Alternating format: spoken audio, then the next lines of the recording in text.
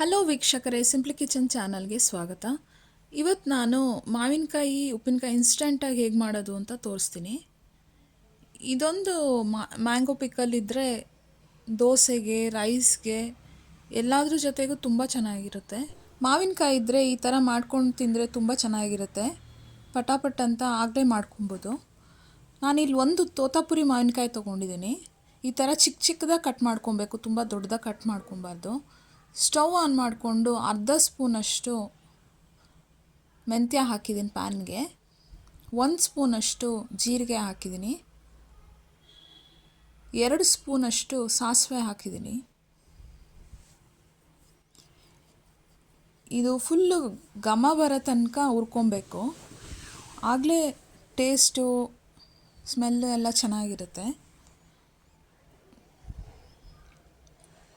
Medium ಫ್ಲೇಮಲ್ಲೇ ಹುರ್ಕೊಬೇಕು, ಇಲ್ಲಾಂದರೆ ಸೀದೋಗುತ್ತೆ. ಈ ಥರ ತಿರುಗಿಸ್ಕೊತಾ ಇದ್ದರೆ ಕಲರ್ ಚೇಂಜ್ ಆದಾಗ ಗೊತ್ತಾಗುತ್ತೆ. ಅದಾದಮೇಲೆ ಘಮ ಅಂತ ವಾಸನೆ ಬಂದಾಗ ಸ್ಟವ್ನ ಆಫ್ ಮಾಡಿಕೊಂಡು ತಣ್ಣಗಾಗಕ್ಕೆ ಬಿಡಬೇಕು ಪ್ಯಾನಲ್ಲೇ.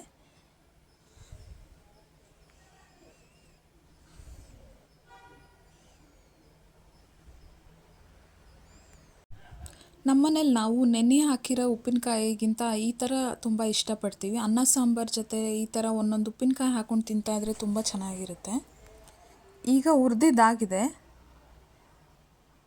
ಇದನ್ನು ತಣ್ಣಗಾದ್ಮೇಲೆ ಒಂದು ಮಿಕ್ಸಿ ಜಾರ್ಗೆ ಹಾಕ್ಕೊಂಡು ತರ್ತರಿಯಾಗಿ ಇದನ್ನು ಪೌಡ್ರ್ ಮಾಡ್ಕೊಬೇಕು.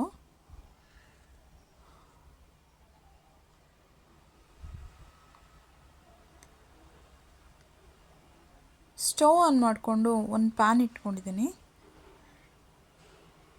ಇದು ಒಗ್ಗರಣೆ ಮಾಡ್ಕೊಳ್ಳೋದಕ್ಕೆ. ನಾನು ಒಗ್ಗರಣೆ ಮಾಡ್ಕೊಳ್ಳೋದಕ್ಕೆ ಸಿಪ್ಪೆ ಬಿಡಿಸಿರೋ ಬೆಳ್ಳುಳ್ಳಿ ಒಂದು 20 ತೊಗೊಂಡಿದ್ದೀನಿ. ಒಂದು ಚಿಕ್ಕ ಕಪ್ಪಷ್ಟು ಎಣ್ಣೆ ತೊಗೊಂಡಿದ್ದೀನಿ.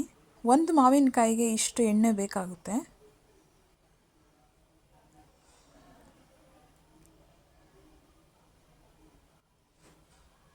ಎಣ್ಣೆ ಬಿಸಿ ಆಗಬೇಕು.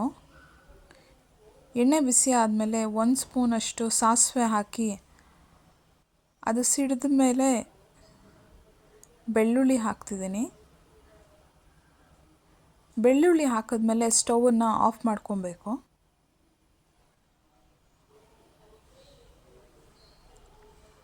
ಬಿಡಿಸಿರೋ ಬೆಳ್ಳುಳ್ಳಿ 20 ತೊಗೊಂಡಿದ್ದೀನಿ.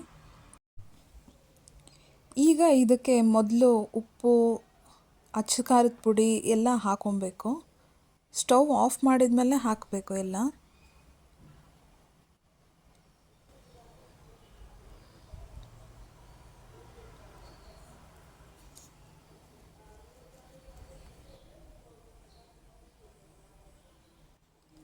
ಅದಕ್ಕೆ 1-2 ಸ್ಪೂನಷ್ಟು ಉಪ್ಪು ಹಾಕಿದ್ದೀನಿ. ನೋಡ್ಕೊಂಡು ಬೇಕಿದ್ರೆ ಆಮೇಲಿಂದ ಹಾಕೊಬೋದು.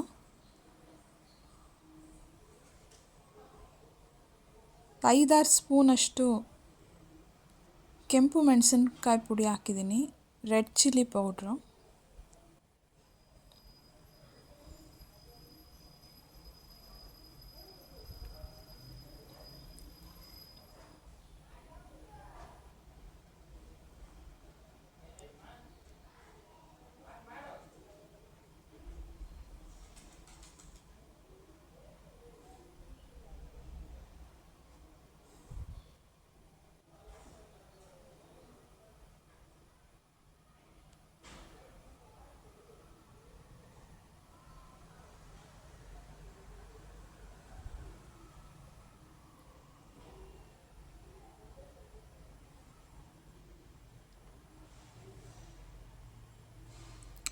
ಉಪ್ಪು ಖಾರ ಎಲ್ಲನೂ ಮಾವಿನಕಾಯಿ ಹಿಡಿಯೋ ಥರ ಎಲ್ಲ ನೀಟಾಗಿ ಒಂದು ಸರಿ ಮಿಕ್ಸ್ ಮಾಡ್ಕೊಬೇಕು.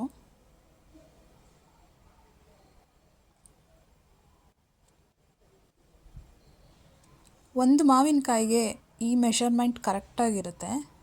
ತುಂಬ ಖಾರ, ಉಪ್ಪು ಎಲ್ಲ ಏನೂ ಜಾಸ್ತಿ ಹೆಚ್ಚು ಕಡಿಮೆ ಇರೋಲ್ಲ. ಕರೆಕ್ಟಾಗಿ ಈ ಮೆಷರ್ಮೆಂಟಲ್ಲಿ ಮಾಡಿದ್ರೆ ತುಂಬ ಟೇಸ್ಟಿಯಾಗಿರುತ್ತೆ. ಇದನ್ನು ಬಿಸಿ ಅನ್ನದ ಜೊತೆ ತುಪ್ಪ ಹಾಕ್ಕೊಂಡು ಇದನ್ನು ಹಾಕ್ಕೊಂಡು ತಿಂದರೂ ತುಂಬ ಚೆನ್ನಾಗಿರುತ್ತೆ. ದೋಸೆ ಜೊತೆ ಚೆನ್ನಾಗಿರುತ್ತೆ, ಎಲ್ಲದಕ್ಕೂ ಚೆನ್ನಾಗಿರುತ್ತೆ.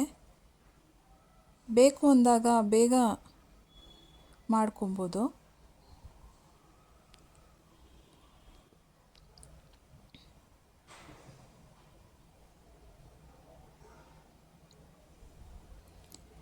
ಈಗ ನಾವು ಹುರಿದಿಟ್ಕೊಂಡಿದ್ವಲ್ಲ ಅದು ಪೌಡ್ರ್ ಮಾಡಿರೋದನ್ನ ಇವಾಗ ಹಾಕಬೇಕು ಕೊನೆಯದಾಗಿ.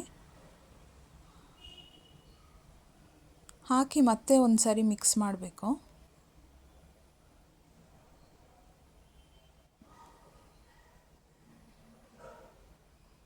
ಮಿಕ್ಸ್ ಮಾಡಿ ಒಂದು 10 ನಿಮಿಷ ಲಿಡ್ನ ಕ್ಲೋಸ್ ಮಾಡಿ ಹಾಗೆ ಬಿಟ್ಟರೆ ಇನ್ಸ್ಟೆಂಟ್ ಮ್ಯಾಂಗೋ ಪಿಕಲ್ ರೆಡಿ ಆಗುತ್ತೆ.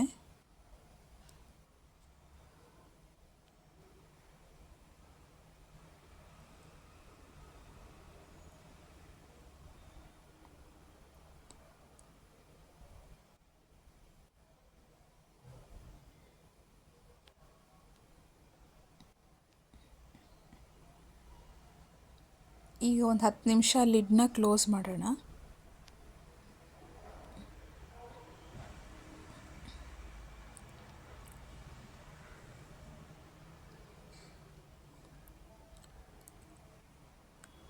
ಇದನ್ನು 1 ತಿಂಗಳು 2 ತಿಂಗಳು ಬೇಕಿದ್ದರೆ ಹೊರಗಡೆನೇ ಇಟ್ಟು ಯೂಸ್ ಮಾಡ್ಬೋದು, ಏನೂ ಹಾಳಾಗಲ್ಲ. ನಾನು ಮಾಡಿರೋದು ನಿಮ್ಗೆ ಇಷ್ಟ ಆದರೆ ಲೈಕ್ ಮಾಡಿ, ಸಬ್ಸ್ಕ್ರೈಬ್ ಮಾಡಿ. Thank you for watching.